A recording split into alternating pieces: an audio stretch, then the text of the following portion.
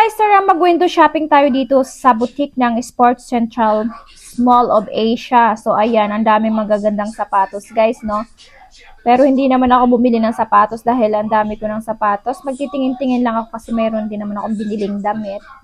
So ikot-ikot lang tayo guys kasi libre naman dito mag-window shopping. Kahit wala tayong pambili. So ayan na nga, nag-ikot-ikot tayo dahil pagkatapos nito is kakain tayo sa Mediterranean food. So, na-miss ko na kumain ng mga Arabic food. Ayan, yung mga kebab, something like that.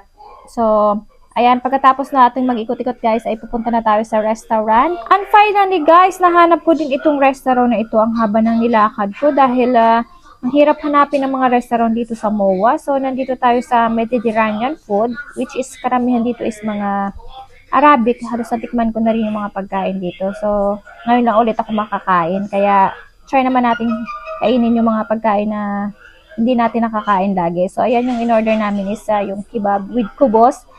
And yung pasta. Ayan, yan lang naman yung in-order guys. Tapos, ayan, kumakain ako ng... Guys, kumakain ako ng kubos. Ito yung lagi namin pinakain sa Middle East kami. Kubos, almusal kubos, tanghalian kubos, hapunan kubos. So, puro kubos guys. Dito tayo sa SM Mall of Asia.